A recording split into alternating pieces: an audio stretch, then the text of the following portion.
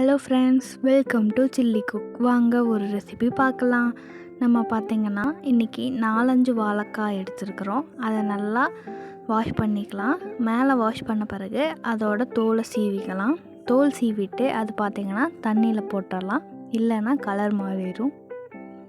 அது நல்லா வாஷ் பண்ணி நம்ம கட் பண்ணிக்கலாம். கட் பண்ணதை பார்த்திங்கன்னா நம்ம வேக வைக்கலாம்.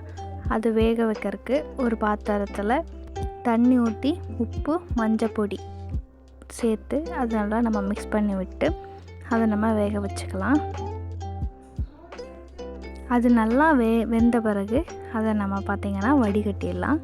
அதுக்கப்புறம் அதே பாத்திரத்தில் நம்ம கொஞ்சம் ஆயில் ஆட் பண்ணிக்கலாம். அது கூட கடுகு சேர்த்துக்கலாம். அதுக்கப்புறம் தாளிக்கறதுக்கு உளுந்து பருப்பு சேர்த்திக்கலாம். அதுக்கப்புறம் தேவையான அளவு வெங்காயம், கருவேப்பிலை சேர்த்திக்கலாம். அதுக்கப்புறம் காரத்துக்கு ஏற்ற மிளகாய் சேர்த்திக்கலாம். அது நல்லா வதங்கின பிறகு அது கூட 1/4 டேபிள் ஸ்பூன் பெருங்காயம் சேர்த்திக்கலாம். அது நல்லா வதங்கின பிறகு அதில் நம்ம வேக வச்ச வாழைக்காயை ஆட் பண்ணிக்கலாம். அது நல்லா நம்ம மிக்ஸ் பண்ணிக்கலாம். அது கூட துருவின தேங்காய் 1 கப் சேர்த்திக்கலாம். அது நல்லா வதங்கட்டும். வதங்கின பிறகு 1/4 டேபிள் ஸ்பூன் மிளகாய் தூள் ஆட் பண்ணிக்கலாம். அதுக்கப்புறம் அது நல்லா ஃப்ரை பண்ணால் டேஸ்டியான ஹெல்த்தியான வாழைக்காய் fry ready. Like and subscribe chilli cooks.